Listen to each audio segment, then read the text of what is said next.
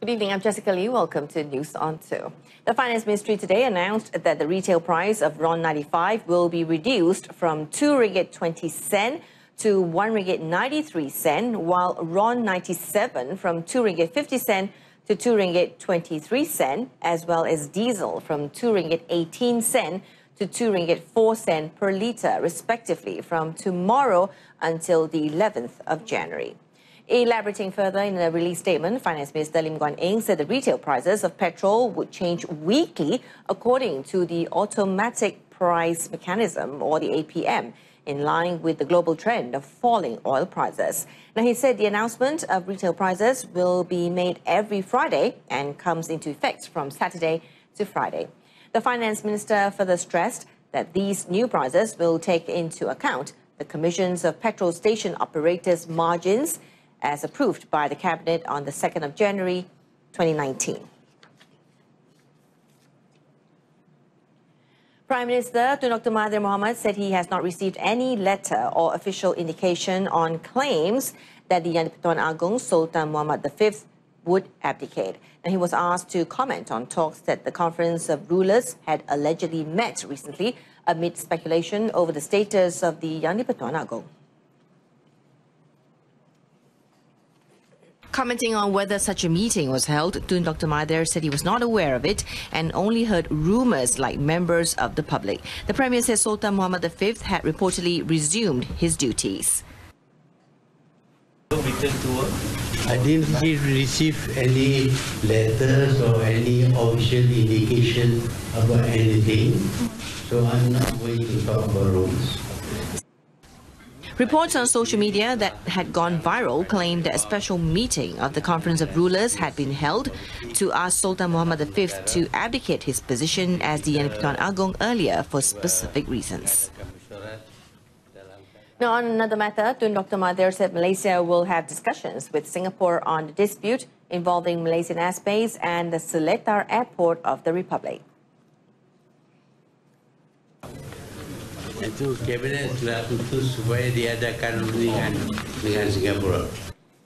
Earlier, Foreign Minister Datuk Saifuddin Abdullah reportedly said that he and his Singaporean counterpart Vivian Balakrishnan would have a meeting on the matter on the 8th of January. Malaysia had objected to the use of the Instrument Landing System, or ILS, at Seletar Airport because the aircraft guided by the system would violate Malaysian airspace. The airport is just 2 kilometres from Pasir Gudang in Johor. Pakatan Harapan PH will field Pahang DAP Deputy Chairman M. Manugaran to contest the Cameron Highlands parliamentary by-election on the 26th of January. Prime Minister and PH Chairman Tun Dr. Mahathir Mohamad, who made the announcement today, said Manugaran was the coalition's candidate for the seat in the 14th general election, or GE14, in May last year, and he believes Manugaran will be able to garner the support of the voters in the constituency. Kita akan menang dalam pilihan raya kecil ini. Ini biasa. Tapi insyaAllah kita akan menang. Walau siapapun yang akan bertanding, kita percaya kita dapat mengatasi masalah. The Premier said this after chairing a meeting of the PH Presidential Council at the Federal Capital. The election court had on 30th of November last year annulled the GE14 victory of Datuk Sivaraja of the Barisan Nasional after establishing there had been vote buying during the election campaign. Manugaran had filed a petition seeking a declaration to annul the election of Sivaraja of the MIC, citing the offence under the Election Offences Act 1954. On 28th of December, the Election Commission announced that Sivaraja, a MIC Vice President, was ineligible to contest the by-election.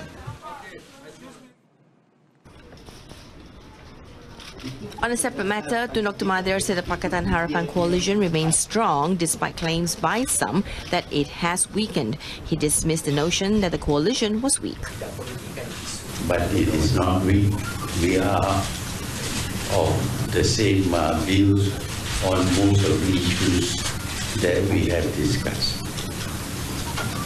Kita juga telah bincang berkenaan dengan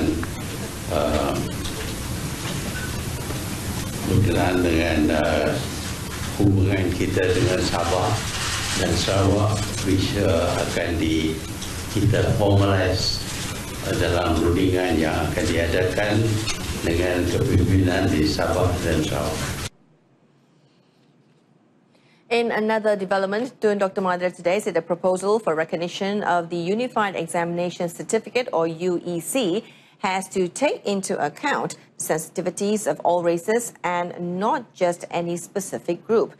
Now, he said the government was always sensitive in matters associated with all the races in the country to ensure that the people continued to support it.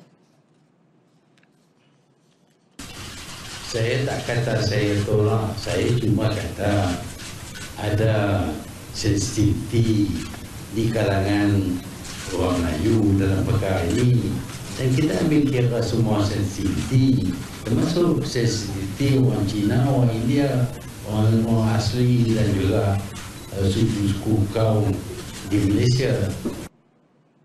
Moreover, Tun Dr. Mahathir said the media reports until now on his statement regarding the UEC had been inaccurate and unlike what he had said. The Kuala Lumpur Sessions Court today allowed a joint trial for the cases involving former Prime Minister Datuk Seri Najib Tun Razak and former One Malaysia Development Berhad 1MDB CEO Arul Kanda Kandasamy, now over the alleged tampering of 1MDB's final audit report. Sessions Court Judge Azura Alwi granted the prosecution's request for this after hearing the application to transfer by lead prosecutor Datuk Sri Gopal Sri Ram, while lawyer Datuk N. Sivanathan, who represented Arul, did not object. On the 12th of December, both Datuk Sri Najib and Arul Kanda were charged separately at the Kuala Lumpur Sessions Court with allegedly tampering with the final audit report on 1MDB. According to the charge sheet, Datuk Sri Najib used his position as Prime Minister to gain protection from any action, whether disciplinary, civil or criminal, in connection to 1MDB by ordering the final audit report to be tampered with before it was finalised and presented to the Public Accounts Committee, PAC. The charge under Section 23, Subsection 1 of the Malaysian Anti-Corruption Commission, or MACC Act 2009, carries a maximum 20 years imprisonment and a fine of no less than 5 times the amount of gratification, or 10,000 ringgit, whichever is higher. Arul Kanda was charged with abetting the former Premier on the same offence at a separate court. The bail application for former Goldman Sachs banker Roger Ng regarding his extradition proceedings will be decided by the Kuala Lumpur Sessions Court on Monday. Judge Edwin Paramjoti ruled that the remand period for Roger will be extended until Monday. Roger Ng, or his real name Ng Chong Hua, 46, was represented by attorney Datuk Tan Hock Chuan, while the prosecution was represented by Deputy Public Prosecutor Nik Sharil Nik Abdul Rahman. On the 12th of December, the government filed an extradition request for Ng to the United States to face 3 criminal charges related to One Malaysia Development Berhad, or 1MDB. The application made by the Attorney General on behalf of the US government, which wants Ng to be sent back to America to face the charges in federal court in the Eastern District of New York. Ng faces charges relating to corruption and money laundering. He was arrested by the police on the 1st of November based on an arrest warrant requested by the Department of Justice, or DOJ, of the United States to probe the 1MDB case. However, the necessity to extradite him to the United States can only be decided by the court based on evidence and documents that must be provided by DOJ within 60 days from the date Ng was arrested. The Negeri Sembilan Health Department has issued 70 warning letters to individuals for committing various offences since the smoking ban was enforced at all food premises on the 1st of January.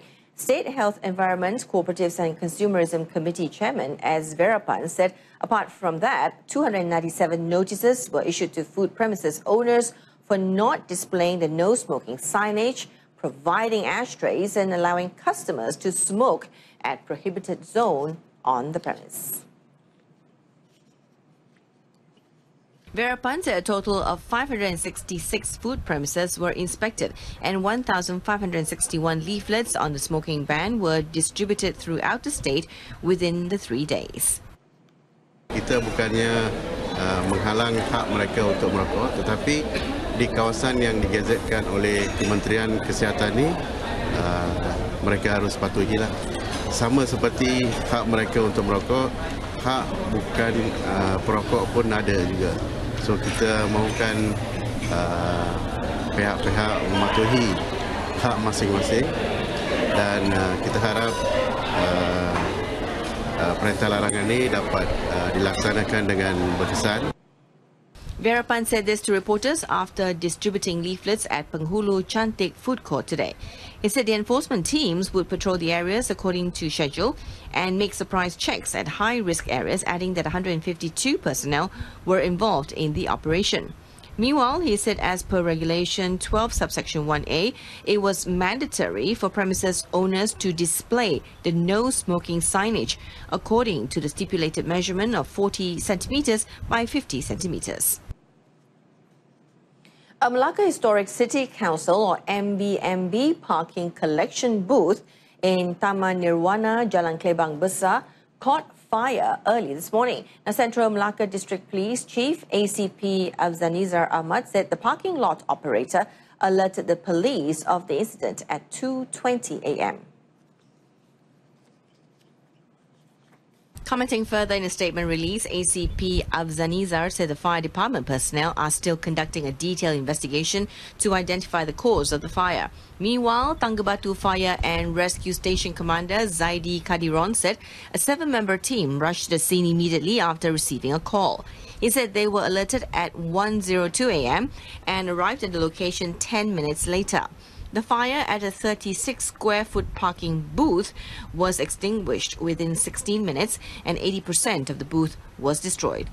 For the record, beginning this year, MBMB appointed a private company to collect parking fees at 13 locations around the city, where the parking rate is between 1 and 2 ringgit. A video footage of the fire at the parking collection booth has gone viral on social network sites, raising speculations among netizens. The Pulau Pinang Civil Defence Department, APM, is always on standby to monitor its coastal areas and face any possible follow-up to the tropical storm Pabuk. The State Civil Defence Director, Pang Alek, said that they have been informed about Pabuk, which can cause heavy rains and strong winds, causing huge waves to sweep across the shores of several states, including Pulau Pinang. He said state civil defence personnel have been deployed to monitor and control the shores. Apart from monitoring, visitors are advised not to swim in the sea if there are turbulent sea conditions.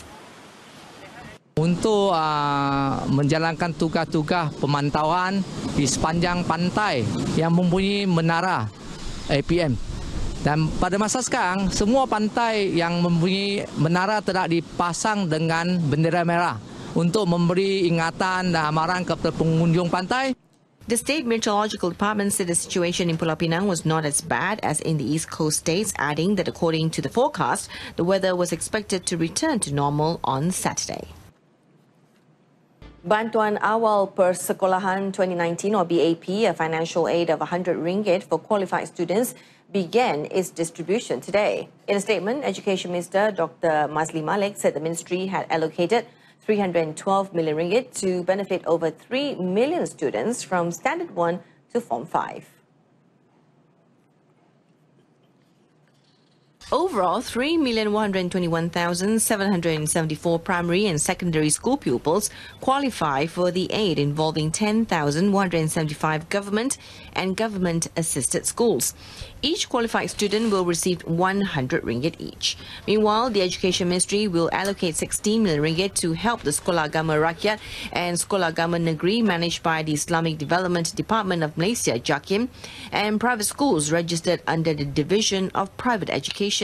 The money will be channeled to the school's account after receiving confirmation of the number of students who qualify. Dr. Mazli said action is being taken to distribute these provisions as soon as possible and is expected to be disbursed this month. Students who are eligible for Bantuan Awal Persekolahan is among households with a monthly income of 3,000 ringgit rough down. Institutions of higher learning are urged to extend their practical training at companies or industries to a longer period of time. Kedah Menteri Besar Datuk Seri Mukris Tun Mahathir said he received various complaints from the industry regarding the brief practical training period of students, which at the most last only 6 months.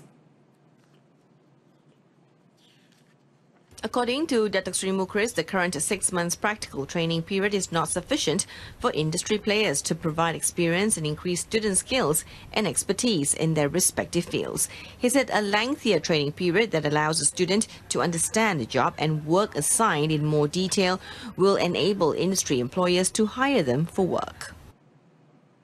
Pihak industri rasakan bahawa paling kurang dia kena setahun barulah dia betul-betul akan memahami apa yang diperlukan di syarikat ataupun industri tersebut.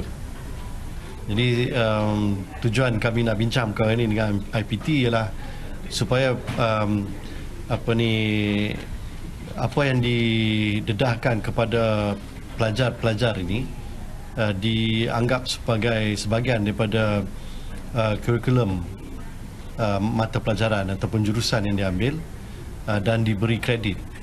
Speaking to reporters in Alor Star, Datuk Seri Mukris added that the state government has planned various development activities, including building an international airport in Kulim and creating new industrial areas such as Bukit Kayu Hitam.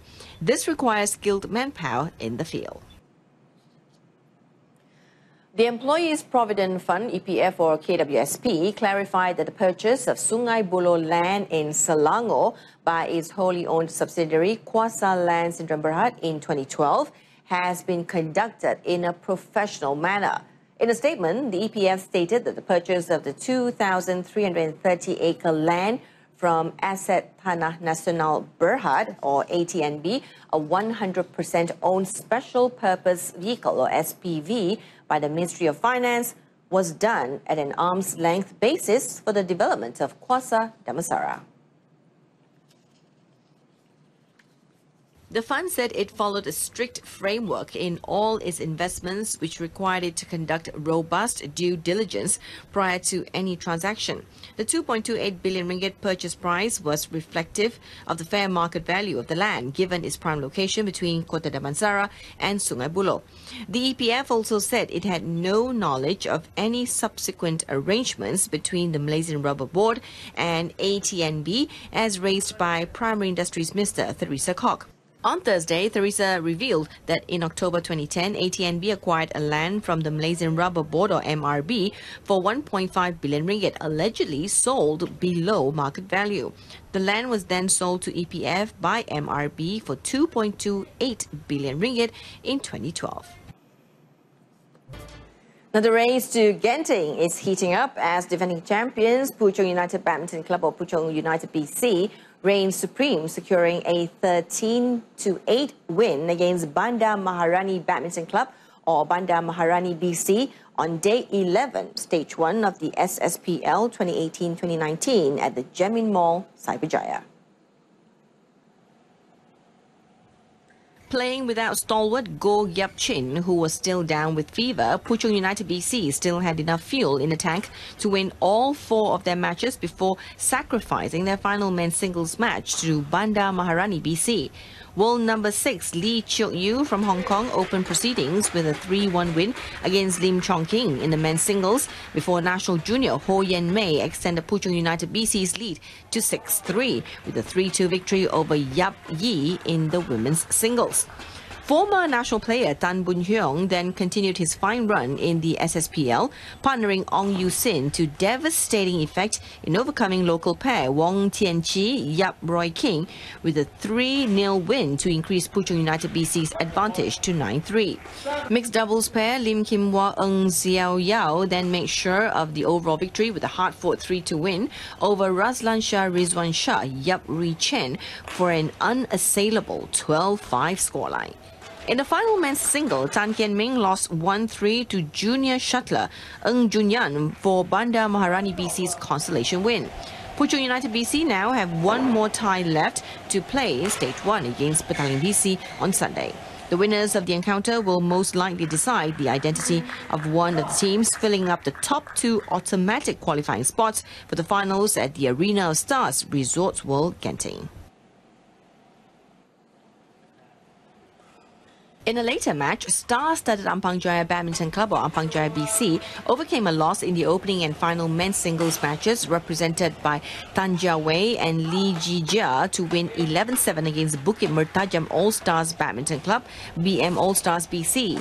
Ampang Jaya BC secured their points through national #1 women's singles Goh Jinwei, Chui Ka Ming, Luki Apri Nugroho men's doubles, and Chan Ping Soon, Siobhan Lai Jemmy mixed doubles. Their win, which was their 6th in a row, was not enough to dislodge Puchong United BC at the top.